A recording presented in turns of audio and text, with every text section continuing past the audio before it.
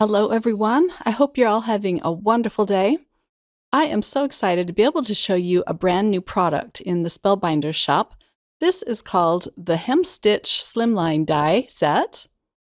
I love this set already. I use their hem-stitched rectangle dies a lot for my card crafting, and I was so excited when they came out with this one.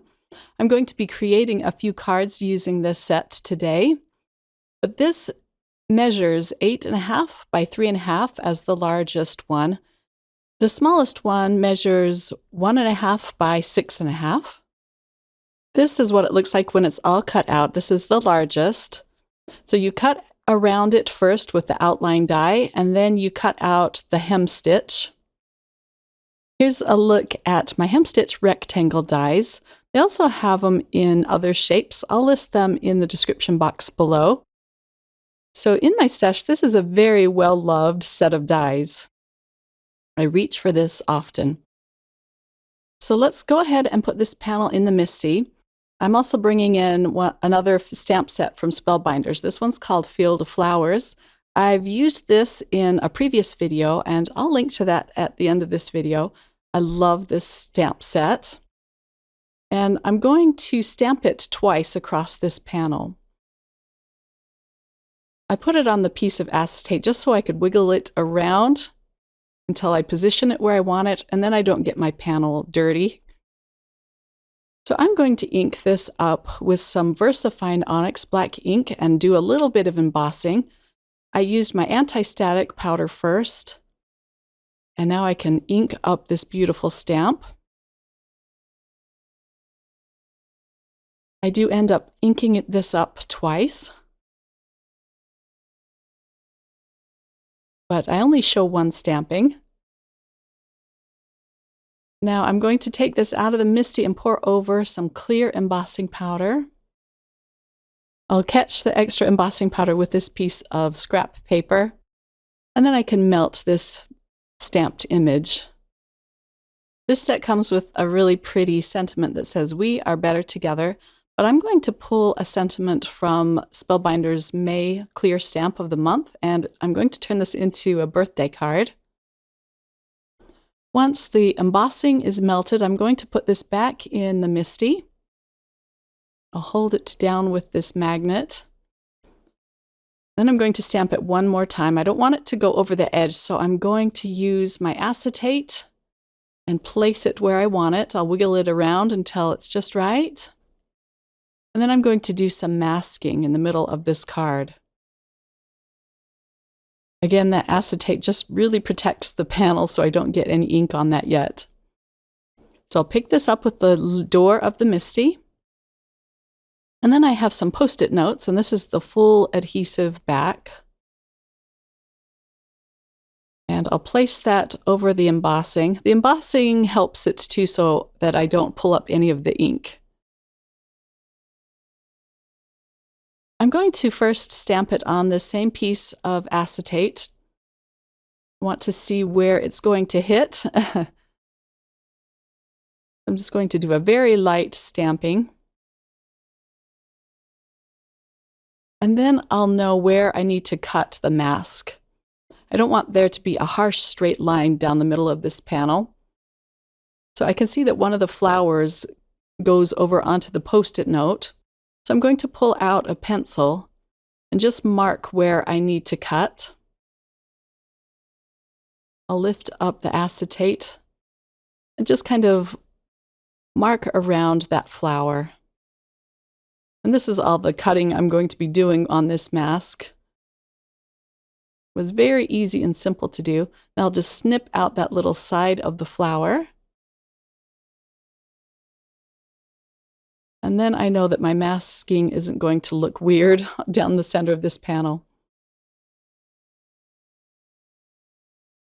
Now we are ready to go. We're ready to stamp on the actual panel. So I'll turn this MISTI to its side again. And of course, using some more anti-static powder. And then ink up the top of this stamp. And of course, stamping it twice so it's the same darkness. Now I can pour over more clear embossing powder. And I'll just leave the masks on until I'm done with melting it. This is a piece of Nina Solar White 110-pound cardstock that I'm using today. Now I can pull off the masks. And there is a little bit of a line, but it doesn't look too harsh because that flower does kind of go over the line. Isn't that pretty? This is going to be a really quick and easy card. I'm going to color it in with the new Salvage Patina Distress Oxide ink, as well as Kitsch Flamingo. So I'm using some Post-it note tape to cover my borders. I don't want it to go over the dots or the hem stitching. So I'll place that on all of the sides.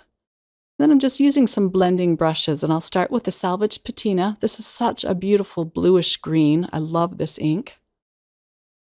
I'll put a dark coating of ink at the bottom of the flowers, then lighten my touch as I work my way up. And then I'll do the same with the Kitsch Flamingo. I'm going darkest at the top and then just kind of lightening my touch as they meet in the middle. These two blend beautifully. I used a tissue just to wipe the ink off of the embossed lines. Just sharpens them up again. Now let's pull off this mask. I am going to do a little bit of colored pencil work off camera. I'm just very simply adding colors to some of these flowers and leaves. I just did some very simple coloring, and here it is. I just like the little touch of additional color on this panel. Here is May's clear stamp of the month, and I'm going to use that happy birthday stamp. I'll emboss it on a piece of black cardstock, and I'll ink it up with some Versamark ink. This is a clear sticky ink. I'll put some anti-static powder down first. This will just keep the white embossing powder from going where I don't want it to be. And then I'll ink this up several times. And now I can pour over some white embossing powder. So let's melt this sentiment. And then I'll pull out my paper trimmer and just cut that into a strip. And here it is, ready to go. This is just going to go at the bottom of my card. I'm using some beeswax colored cardstock from the Spellbinders shop as my card base. But I'm going to coat this heavily with some dot liner. And this fits perfectly on the 8.5 by 3.5 sized card base. The sentiment I'm going to pop up with some foam adhesive, and then I'm going to add a few of the crystal clear gems from Spellbinders around the sentiment. I'm just using my all-in-one tool to pick those up. I find this the easiest way for me to do it. They're very little and pretty. And here's a close-up look at card number 1. Isn't that just soft and pretty? And I love the bold happy birthday sentiment. Moving on to card number 2, I'm using a Fun Stamper's Journey red rubber stamp set. Since it's red rubber, I'm going to have to remove the mouse pad. And this set is called Block Prints. Came out last year. I'm going to be using the sunflower image on my panel. I'm doing another Slimline card, of course. And I'm going to use some embossing powder that shows up really beautifully on this Spellbinders Onyx Black cardstock. So I'll ink it up with more Versamark ink. And I'll ink this up a couple of times. And then I'm going to pour over some really pretty embossing powder. This is called Tiger Lily from Ranger. And I just love using this with black cardstock. Isn't that pretty? Now I can melt this image. It does turn a little bit lighter on this black cardstock, but it's still very bright and pretty and very shiny. Next, I'm going to flip this panel and put it back in the Mini Misty and stamp it again with more Versamark ink. I did use my anti-static powder first. And then this time I'm going to be using this yellow embossing powder.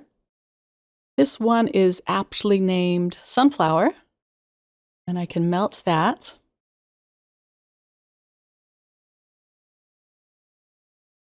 Next, I'm pulling out some circle dies from Spellbinders.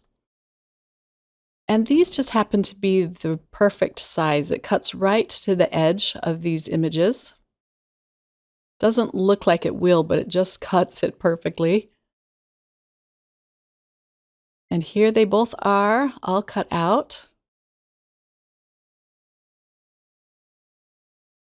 For this card, I'm going to use the largest and the second largest Hemstitch Dies, as well as a little black panel. I cut this out with with the smallest die, but I didn't include the hem stitching on this one. The sentiment is going to say just because, and I went ahead and embossed that off camera with some more white embossing powder. So I like to put a little bit of glue on the outside of the hem stitches as well as on the inside. This will just keep it nice and flat on the white card panel. So everything is going down flat except for my flower images. Now for the second panel, I love layering them like this. They look so pretty together. And this is more colored cardstock from Spellbinders. I'll have it linked below. Their new colors are just gorgeous. We'll center the black one last.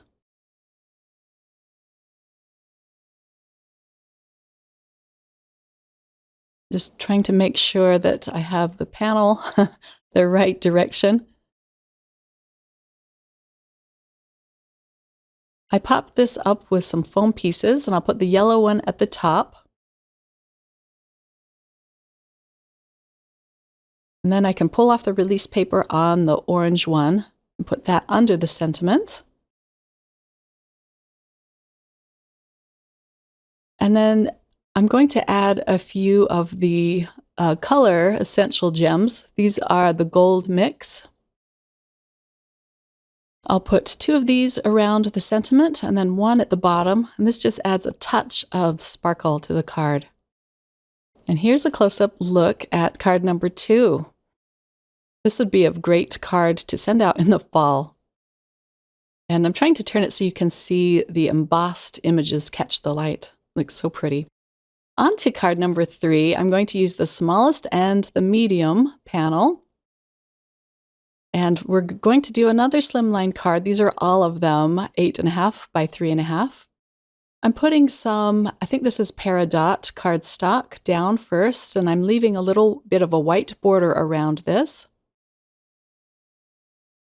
Actually, this is Rainforest, the green Rainforest cardstock.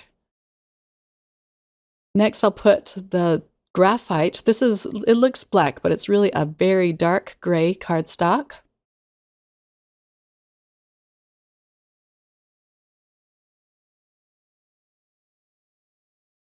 I like using the glue because it allows you a little bit of time to wiggle it into position.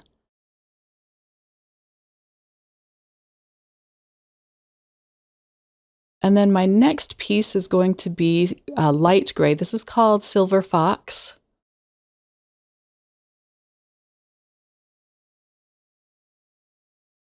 And again, everything's pretty much going down flat. Now that I have my card base ready to go, I'm going to go ahead and stamp another sentiment on this card base. And again, it's from the May clear stamp of the month. This one is going to say congratulations. And I'm not going to emboss it this time. I'm just going to stamp it up twice with the VersaFine Onyx Black ink. And since I'm not embossing it, I have to make sure I don't smear it because it does take a little bit longer to dry than your regular dye inks. I'm using a beautiful set of flowers. This one is called Simply Perfect Layered Blooms. It came out a few months ago. I use these a lot on my cards.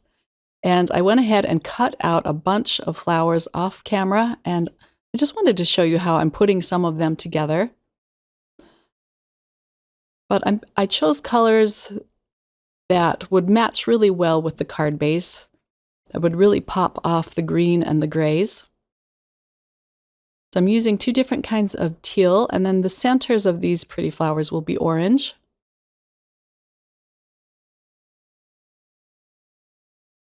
I'm also going to put together some of the buds. And these were fun to do. You just put little dots of glue on the circles. And then pick up the red pieces, or wild berry cardstock, with my jewel picker. And then the light pink one goes on top. It's a little bit smaller, but the wild berry shows from beneath it. I'll make up a couple of those too, but most of them I do off camera. And now let's put some pretty flowers around this sentiment. Some of them I am going to pop up with some pop dots, but most of them will be going down flat. And then once I have the arrangement to my liking, I'm going to just start picking them up one by one and adding some liquid glue behind them. I sped this up because it does take me quite a long time to do this. Let's put these berries down first, or buds. I guess they could be either.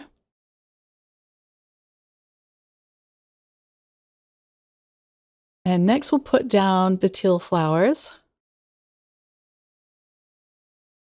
And I'm just trying to put glue in the very centers of the flowers so that I can tuck things behind them.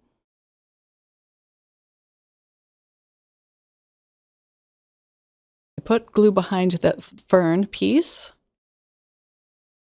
And this blue flower has a pop dot under it. And then my little purple one it has a pop dot on it as well. I'll adhere these two leaves. I really love the dark green spine on these leaves. It just adds some cuteness to it.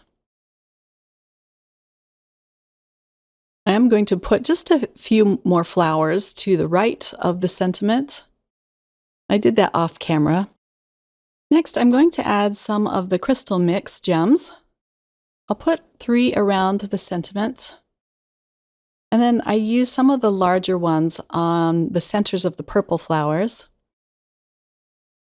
I just couldn't stop adding gemstones to this card, but I love the touch of sparkle it gives. And that's all there is to this card. Here's a close-up look. I had so much fun playing with these Hemstitched Slimline dies, and I know I'm going to be reaching for them a lot as I create cards. Here is all 3 cards that I created with this set. I hope that you enjoyed this video and were inspired. And as always, have a wonderful crafty day, my friends. Take care. Bye.